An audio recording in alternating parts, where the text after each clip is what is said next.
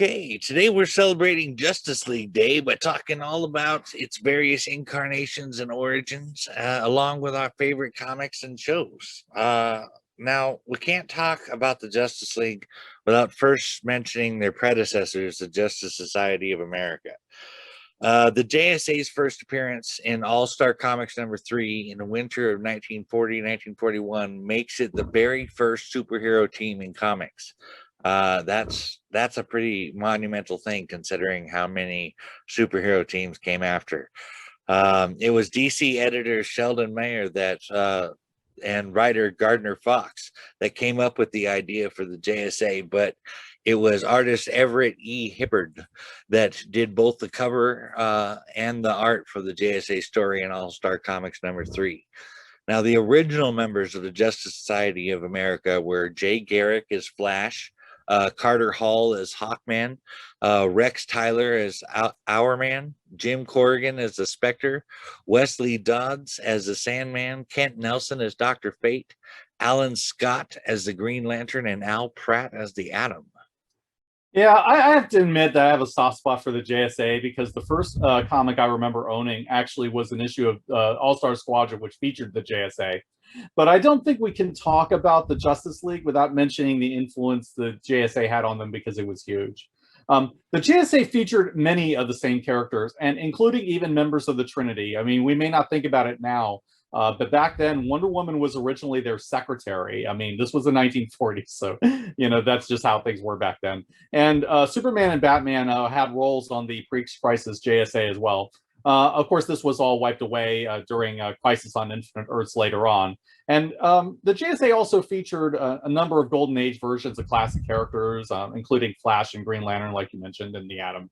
And finally, many Golden Age characters or their legacies would find their way onto the JLA. If you know Black Canary, Dinah Lance, she's a second-generation heroine and the daughter of the original Dinah Drake. Zatanna is the daughter of Zatara, another magician. And then you had new versions of Hawkman and Hawkwoman. So this was where you got Katar Hall that joined the League. And though they would later basically be established as reincarnations of the original ones. And then, of course, you had, Silver Age versions of Green Lantern, Flash, and the Atom that were mainstays. And eventually the two teams would meet and they would find their own roles. And the JLA would be more about stopping the big threats. And the JSA would be more about inspiring the younger generation of heroes. And we see that in shows like Stargirl. But team-ups between the two groups would become a regular tradition every so often after they first met in the Silver Age. Speaking of the Silver Age, DC Comics actually reinvented several Justice Society members, and Gardner Fox banded many of them together in a new reimagining of the JSA called the Justice League of America. That's where we actually got the Justice League we're here to talk about. Now, the JLA made their first appearance in The Brave and the Bold #28 in March of 1960. But check this out. Now, this doesn't happen very often. Now, bear in mind, Brave and the Bold #28 came out in March of 1960. By November of that same year, they had their own title. That's impressive. It shows you how popular the title was. And I think one of the reasons it was so popular was due to the fact that most people could only see one hero in their comic. For a Justice League title, even with the JSA, you get the thing of all your heroes in one title, and that was a huge deal back then. It's not as common as it is today. But since its early days, the Justice League's roster has rotated, consisting of almost everyone in the DCU at one point or another, save for like the D-listers and below, especially if you add the JLA appearances and its variations in films, television programs, and video games. But the team originally consisted of Superman, Batman, Wonder Woman, the new Silver Age Flash, Barry Allen, and the Silver Age Green Lantern, Hal Jordan, Arthur Curry as Aquaman, and of course, John Jones as the Martian Manhunter. Technically, I think my first exposure to the Justice League was with an issue of the Superpowers comic where a lot of these characters were in. And believe it or not, this was a book that was written and drawn by Jack Kirby. And it was a tie in to the Super Friends cartoon that was airing at the time. Unfortunately, I was too young to appreciate Kirby at the time, but it did get me to reading more DC. And actually, it's been recently reprinted not too long ago. So this book was what led me to briefly reading the JLA just prior to Crisis on Infinite Earths. Though I didn't really get too deeply into the JLA until later in life. So I'll talk a bit about the history of the League that I know of from then up until the New 52. And I will say, you're bringing up John Jones earlier on. One thing to keep in mind is that the Martian Manhunter was for many years the common factor in every incarnation of the League. I would say, like from the very beginning up until the Brad Meltzer run that came in not too long before Flashpoint. And so, because of this, I think many other people as well think of John Jones as the one indispensable member. I mean, he may be the most alien of them, but he also embodies the spirit of the League. And it's the League that makes him more human, but the League also needs him for his powers and his detective work and the things that he knows. So it's a really symbiotic relationship, and it works really well. Oh, I couldn't agree more. John is absolutely essential to the heart of the League. I think that any incarnation of the Justice League without the Martian Manhunter in it is going to suffer for it. Absolutely. I think the JLA that a lot of older fans know is the one from not long before I started, which is where you had the Big Seven and like a lot of extra characters. So, you basically had the Big Seven, but you also had Green Arrow, Black Canary, Red Tornado, Zatanna, Elongated Man, and characters like that. But at the time I came in, Firestorm was a recent addition, and I had read a solo book quite a bit at the time. And Jerry Conway was the writer on that, and I remember really liking it. I read Firestorm myself as a kid, but the why I read Firestorm is kind of a funny story. I mostly read Marvel as a child, and I first purchased a Firestorm the Nuclear Man book because I confused him with Marvel's Firelord, which I didn't find out about until later, but by then I was hooked on the comic. Oh, very cool. I did remember thinking that they looked similar at the time. I remember Firelord showing up in an issue of the Roger Stern Avengers back in the day, which is funny, because the powers are that between the two are not the same at all, despite the fact that they're both fire themed characters.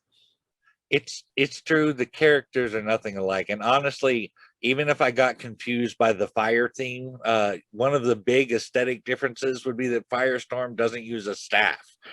I wish I could explain what I was thinking, but alas, I was a kid. That's my best excuse. Yeah, I mean, we all have moments like that. Anyway, a bit after I came in, like speaking of childhood, the JLA drifted into one of the least regarded periods, and I didn't know it at the time, which was the Detroit era of the Justice League.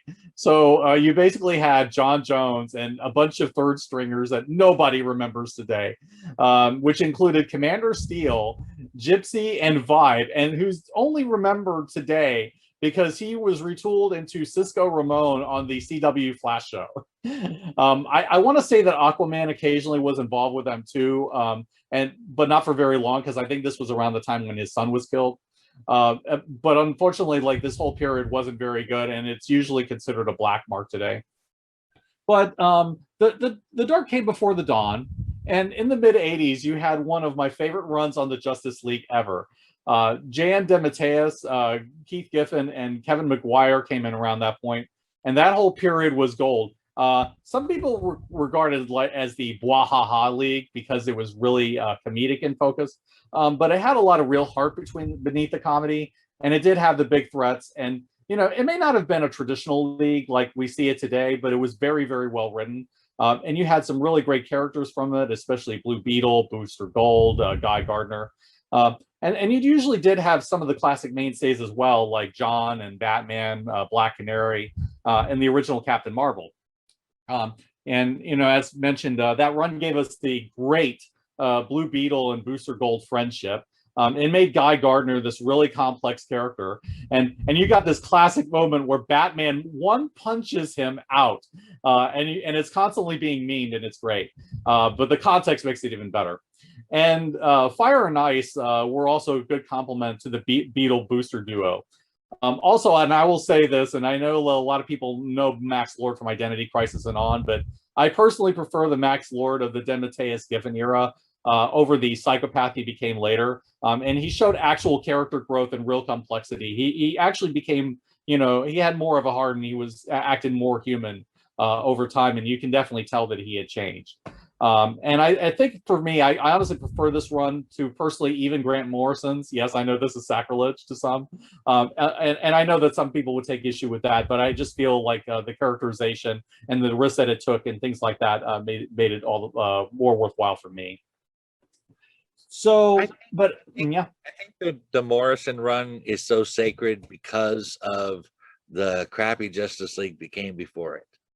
Yes, which I was about to get into. Yeah. In the 90s, the JLA went back to being forgotten, and I think a lot of it was that they oversaturated with spin-off titles, and a lot of the big teams like to do this.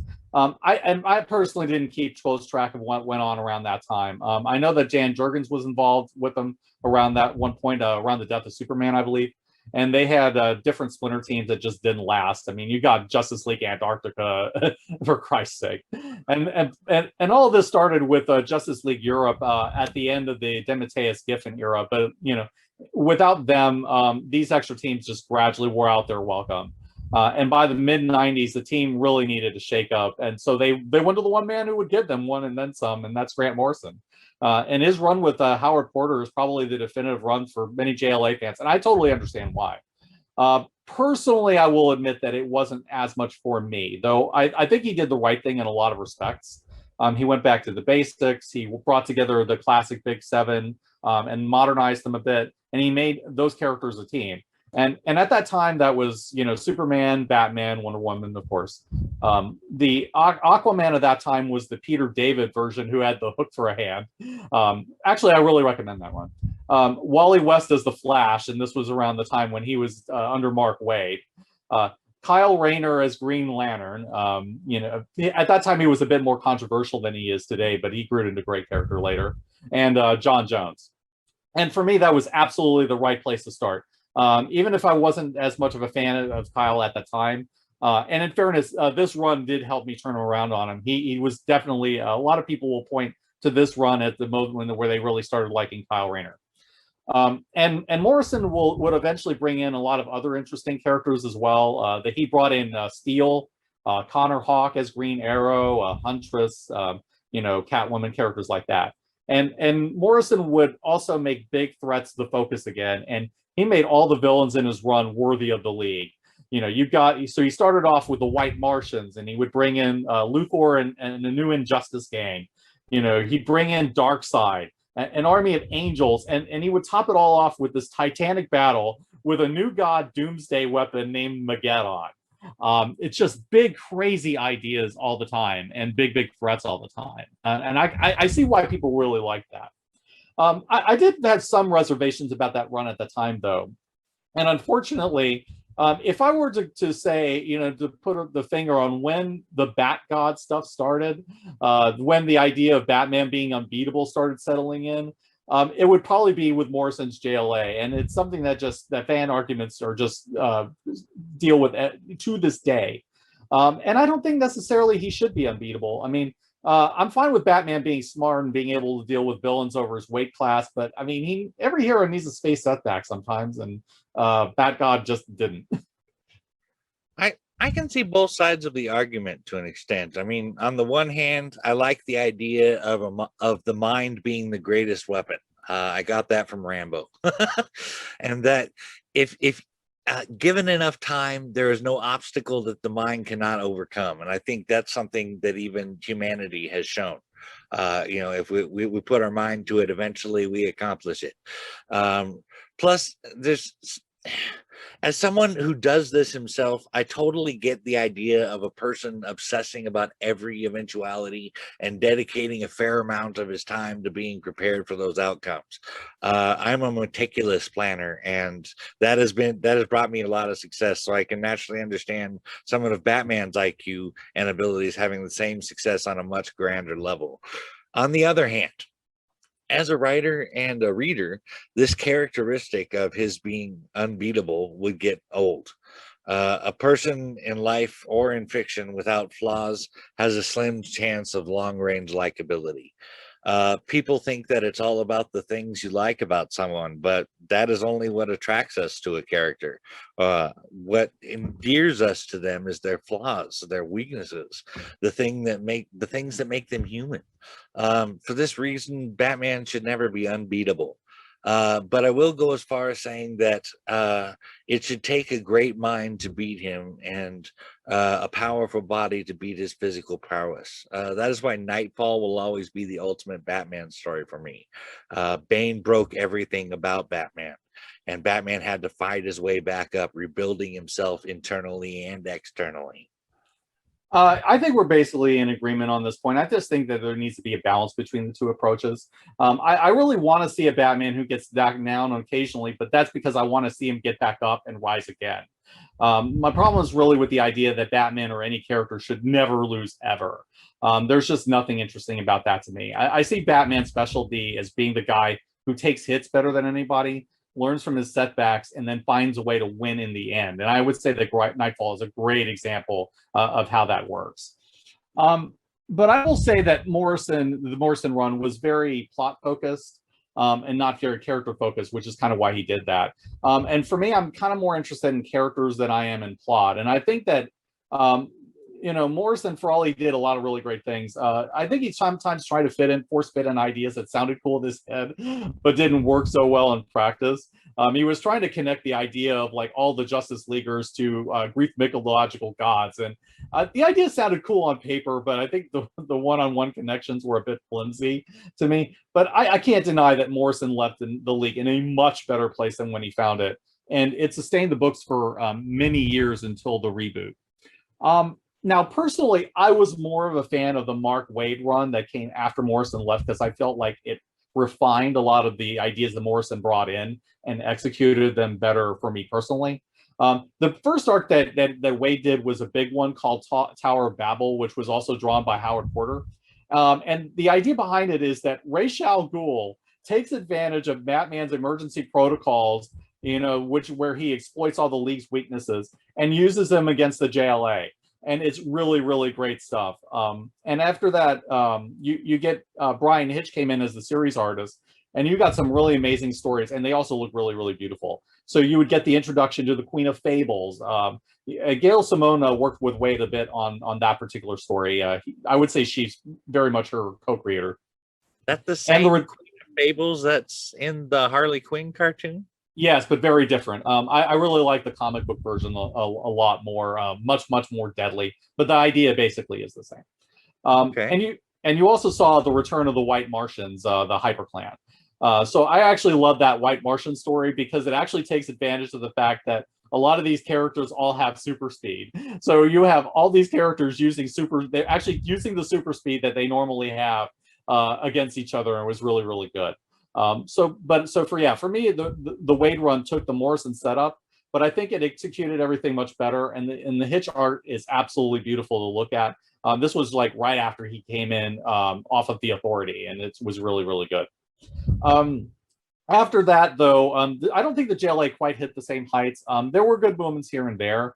And you had some memorable periods as well. So there was actually one point where Chris Claremont and John Byrne came back to do an arc together.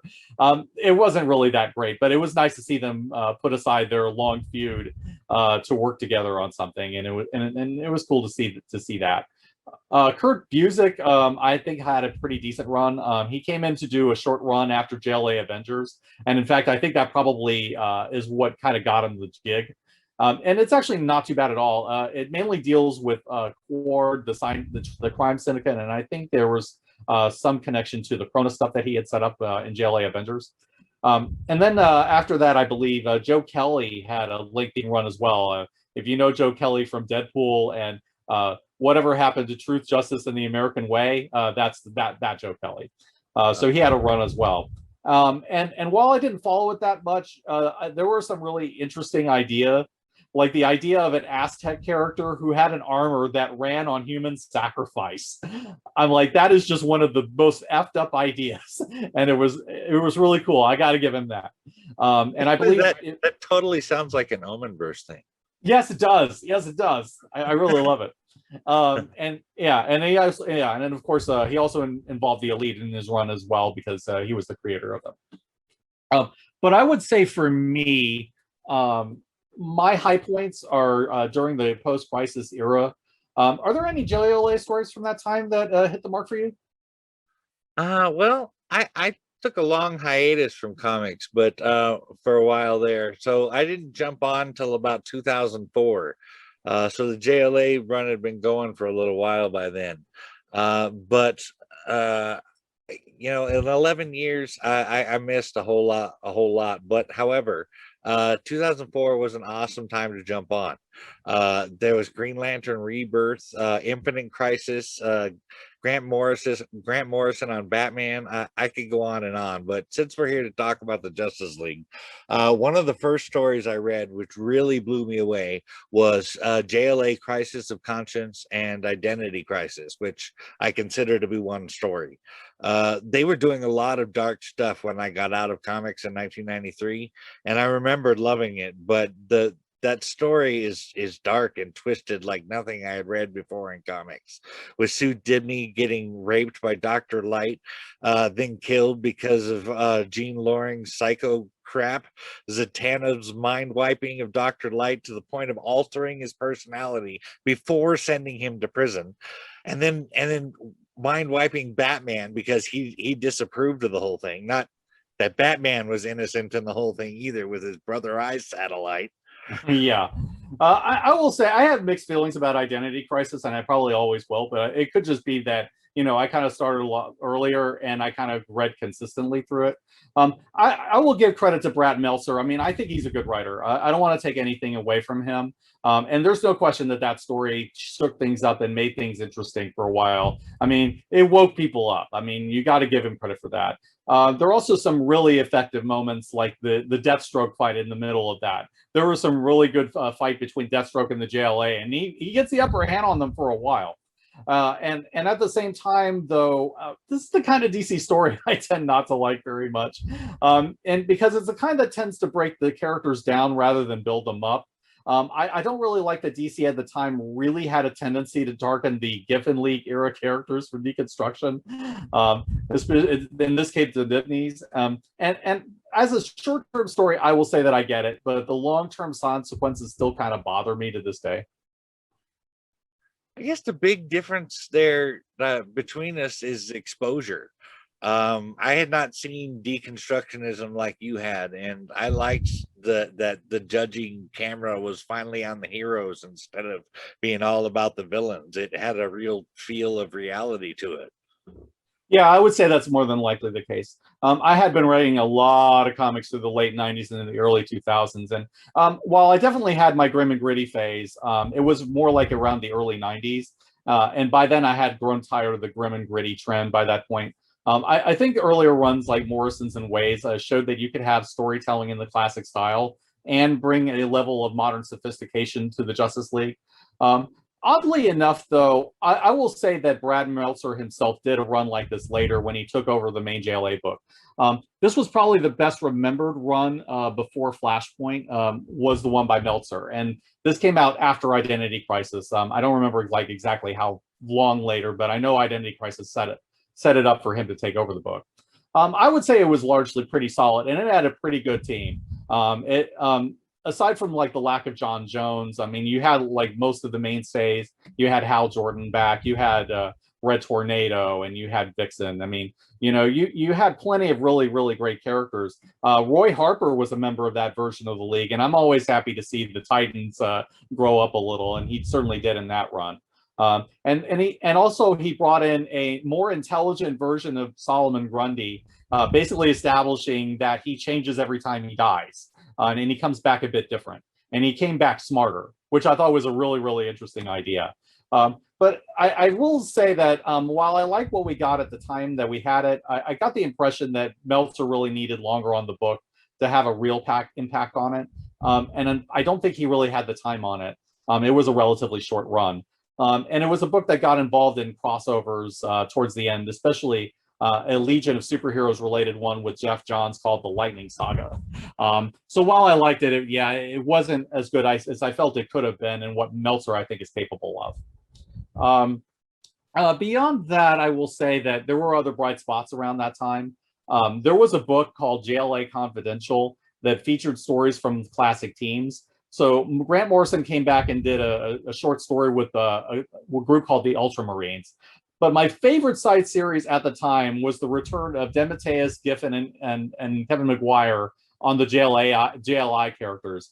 And they laughingly referred to them as the Super Buddies, which was, obviously a knock on the Super Friends. Booster and Beetle and Max Lord were front and center in all this, but they also brought in the Dibneys, Captain Atom, and Mary Marvel. They did 2 6-issue minis, which was formerly known as the Justice League. And I can't believe it's not the Justice League, where they brought back Fire, Ice, and Guy. It was a really, really great run. It was really funny, and with the kind of heart that the JLI used to have, and some of the former villains like MangaCon. And what's heartbreaking with it is that they followed it with Infinite Crisis, which killed Ted and turned Lord into a psycho. Oh my God. But that was the last time I would say I really kept up with Justice League until the reboot, as far as I can remember. Morrison, though, revitalized the team for a very long time, and I think that towards the end, the goodwill he built had burnt out, and something new was needed. So this may be why the part of the reason why the line was rebooted at that time. That's certainly possible. The next Justice League I really got into wasn't until the New 52, and I should correct myself, it was actually Justice Leagues. There's the main Justice League, which consisted of Superman, Batman, Wonder Woman, Aquaman, Barry Allen as the Flash, Hal Jordan as the Green Lantern, and Cyborg replaced Martian Manhunter as a founding member. I can talk, really.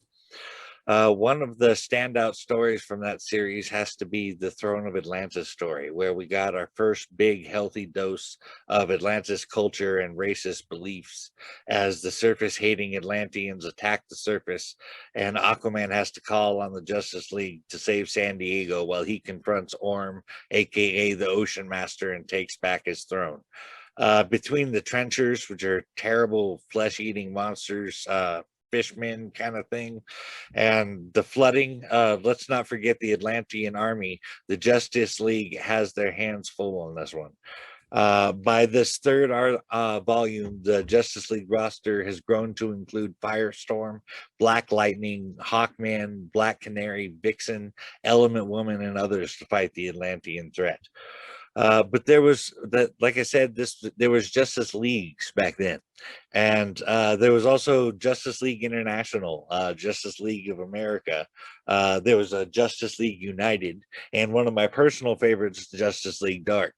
Now, Justice League Dark had several good stories in it, if you ask me, but for the sake of brevity, I will talk about 2.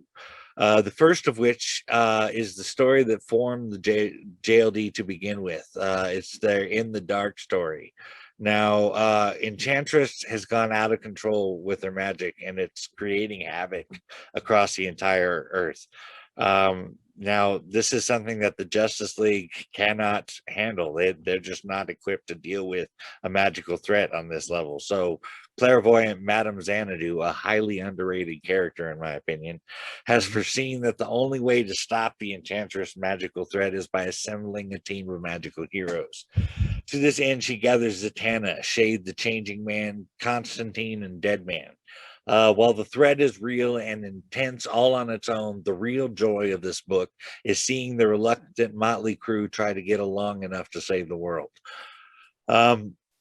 Now, the second story is a 2-part, 5-title crossover Now, the first part of it is the Trinity War, where the Justice League of America, and Justice League Dark, Pandora and the Phantom Stranger are all battling out over Pandora's box, which was an amazing and very fun event. I would recommend to any reader, especially if, like me, you love John Constantine.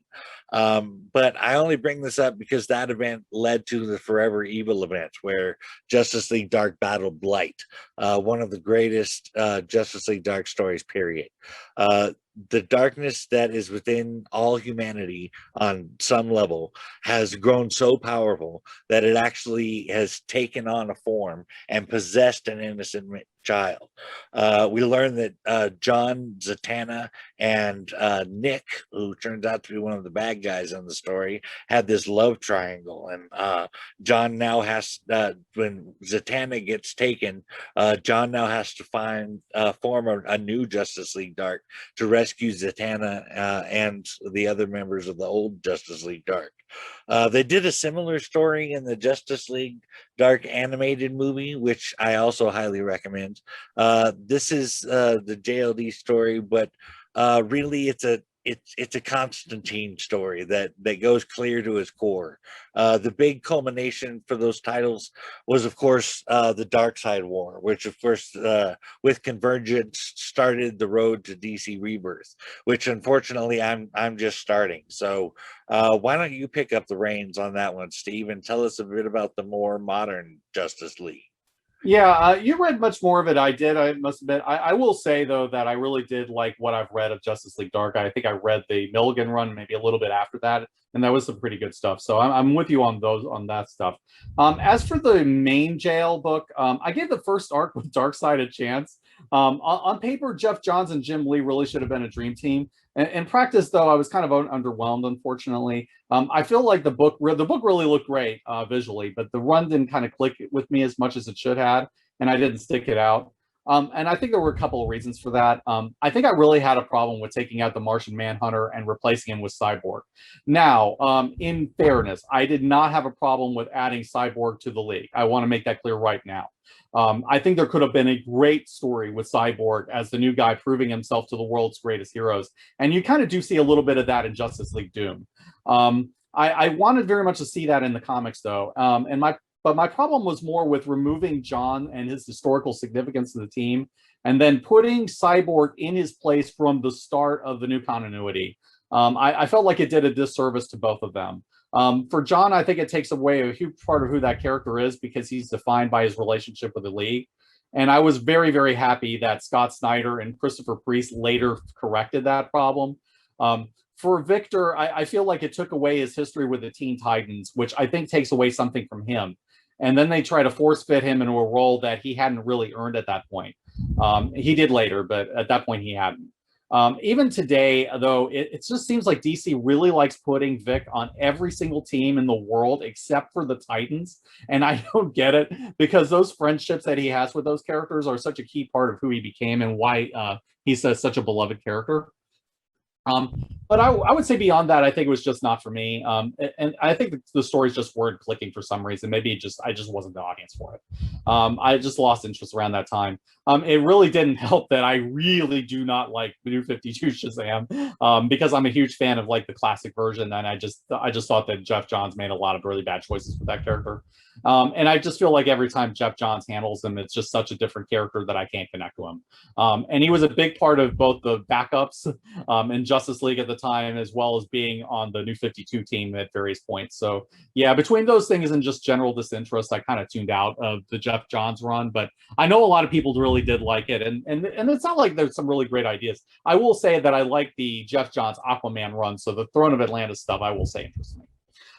To be fair. I'll also mention that while Justice League has not been that standout to me, I think since the reboot, Rebirth in the later runs, I think brought the team more in line with what they were pre-Flashpoint. The Christopher Priest one was one that I enjoyed a lot, partly because it ties in with his Deathstroke run at the end, and his Deathstroke run is awesome. The main villain of that particular story, or at least towards the end, is an evil Black Panther analog called the Red Lion. And when you consider that Christopher Priest wrote the best run ever on Black Panther, the fact that he created a pastiche of his own character, I think is one of the most awesome things ever.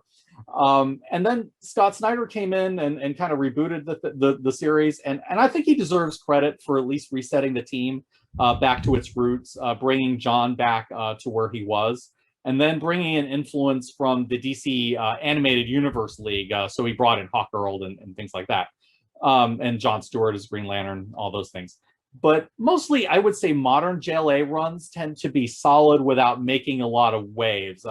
There was one run by Robert Venditti that wasn't too bad, but it was kind of like that. And finally, I will recommend recently, in terms of recent stuff, I would say Justice League Last Ride by Jip Zdarsky. And that's pretty enjoyable. Basically, they are escorting Lobo while he's being hunted by Darkseid, and it's quite interesting. That does sound interesting. I really want to read that now. Well, that about catches us up with the comics, but I want to talk about animation for a minute.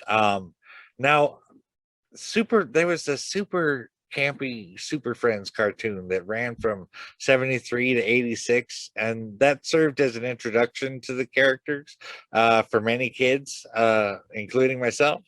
It was good back in the day. Like, I don't know, I was too young to notice how crappy of a show it was, but like many of those cartoons from that time period, it just does not hold up.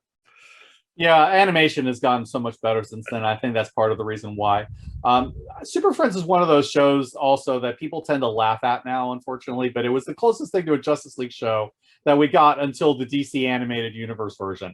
And it could be pretty goofy on occasion, and it led to some really good comedic takes. There was this guy who called himself Sean Baby, and he did a whole website that was full of hilarious takedowns of these characters. And in fact, I think that they were so good that it got him a job working at Crack magazine. So yeah, I mean, a lot of the stuff was like basically made to make fun of it.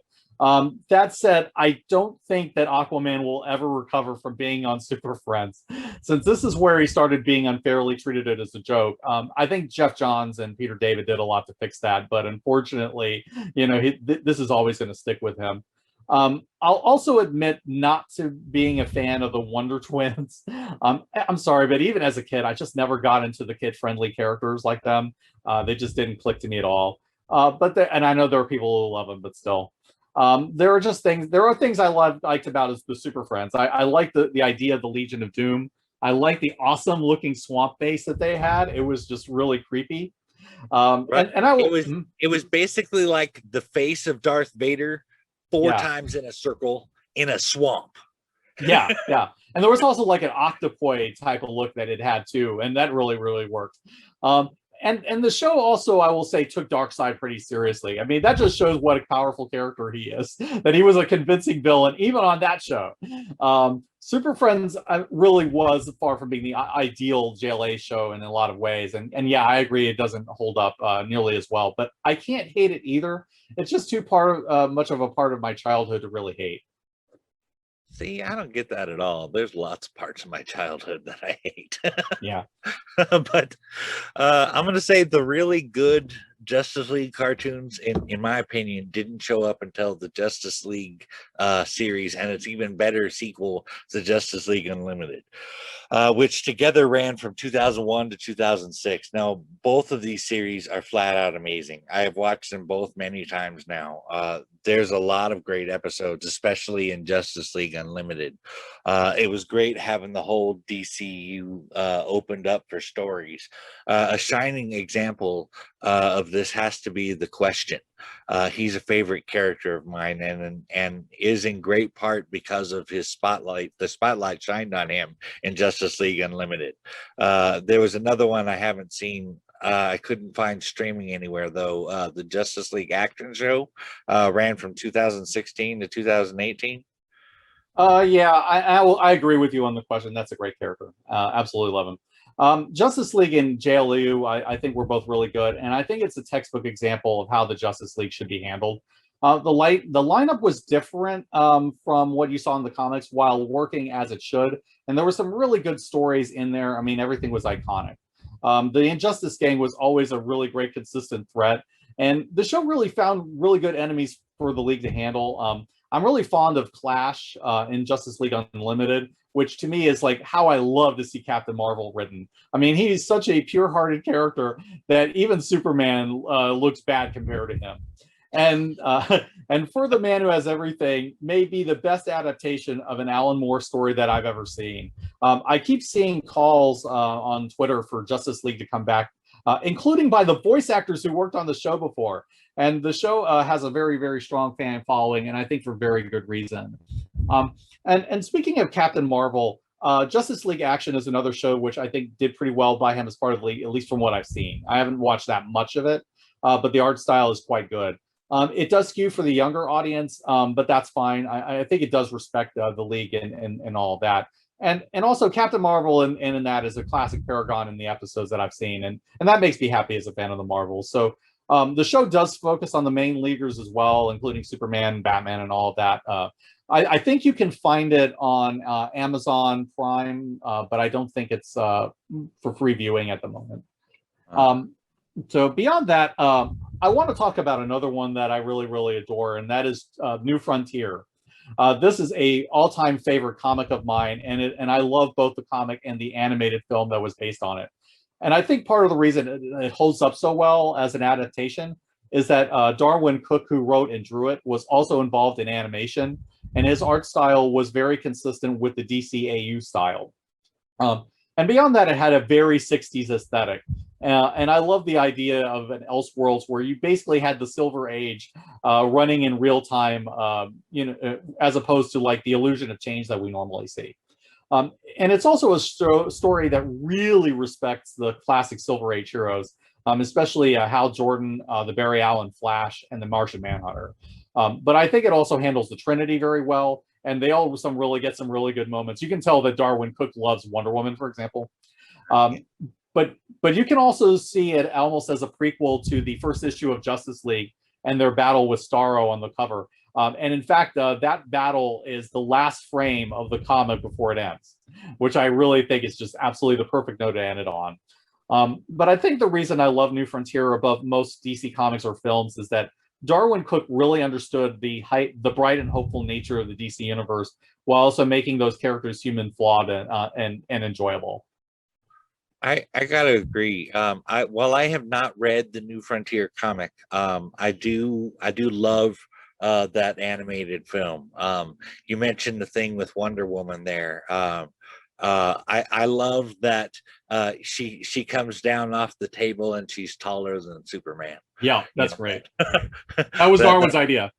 Right. That one was really awesome, and I really love the internal struggle of Flash in that, with that self-doubt and overcoming that in order to save the world, and that whole that was just awesome. Yeah. But let's talk a little bit about the new DCAU, which was modeled after the New 52. And they were, for the most part, based on the Justice League comics. There were 5 Justice League movies in that universe. There was Justice League War, based on Justice League Volume 1 Origin, where Darkseid attempts to come to Earth for the first time, and the Justice League is formed to repel him. Then there was Justice League Throne of Atlantis, based on Justice League Volume 3 of the same title. This is a pretty fair adaptation of the Throne of Atlantis story, mixing elements from Aquaman Volume 3 of the same name as well, which serves to allow it to be more of a standalone film. And there was Justice League versus Teen Titans, which is, in my opinion, more of a Teen Titans movie than a Justice League one. But the Justice League Dark that followed that one was awesome. I talked a bit about it already in the comics discussion. But the final Justice League movie for the DCAU was Justice League Dark Apocalypse War, where the leagues were amalgamated into one to fight off Darkseid's return.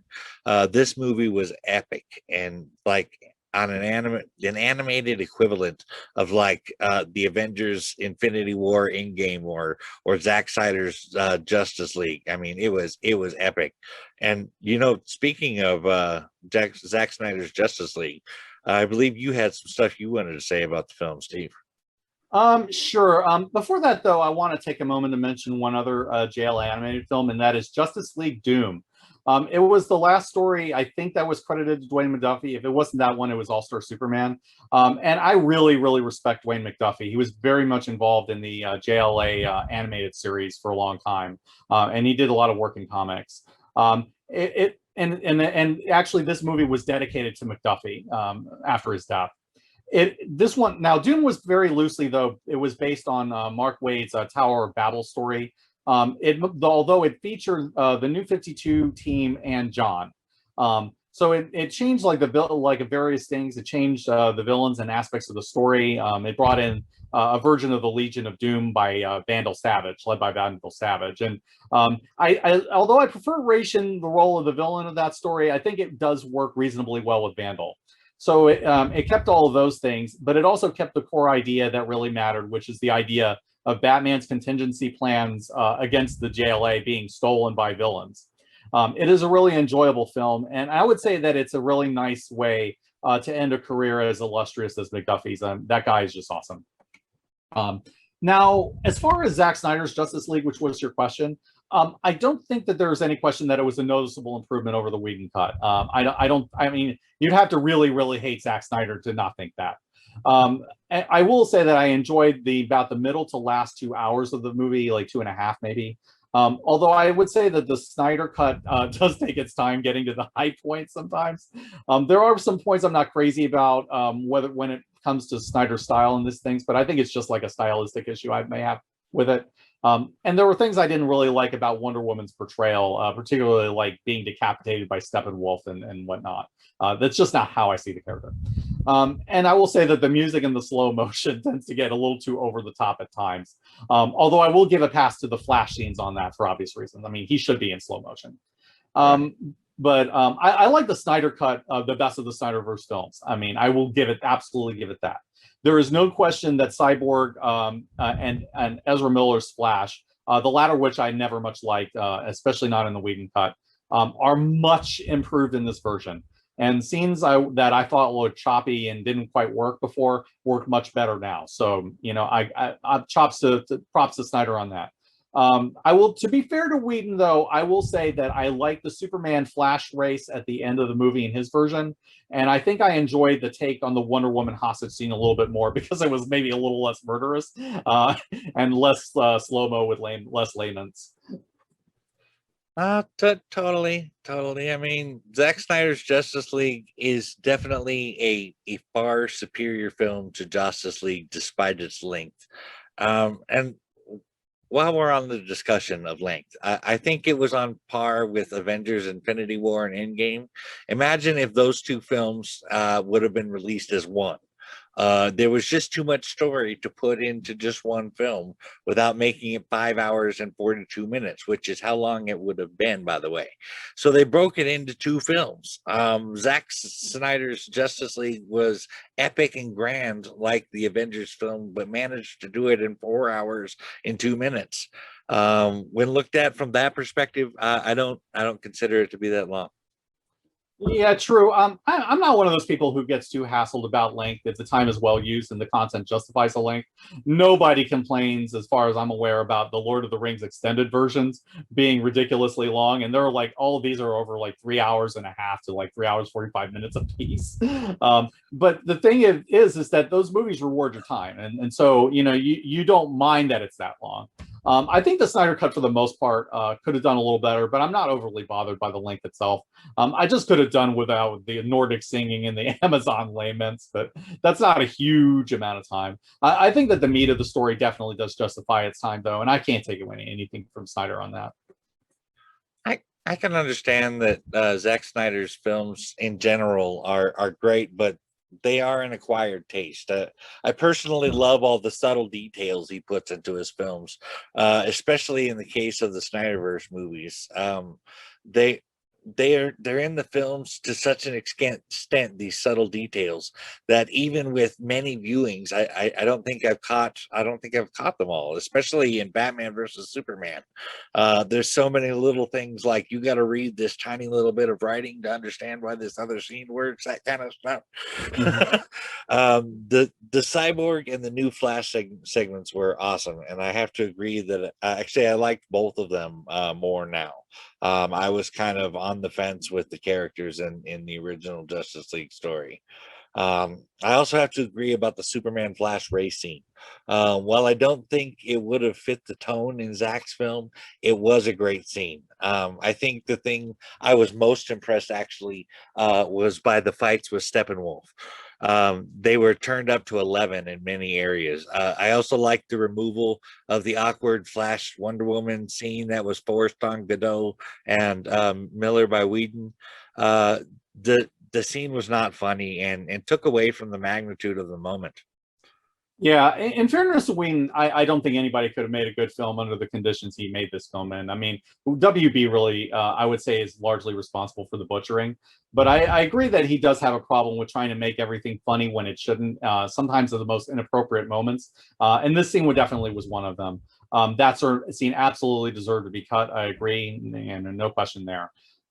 There's nothing that it adds, and I think it detracts more than anything. And I will say, I like a lighter Justice League in general. I mean, like, New Frontier is like my thing, but that was not the movie that Snyder was making, and there's just no way to make such a tonal shift work without the kind of mess that we got. Well, that about covers our Justice League discussion. Thanks for joining us as we celebrate this groundbreaking team for some of the best characters known in fiction.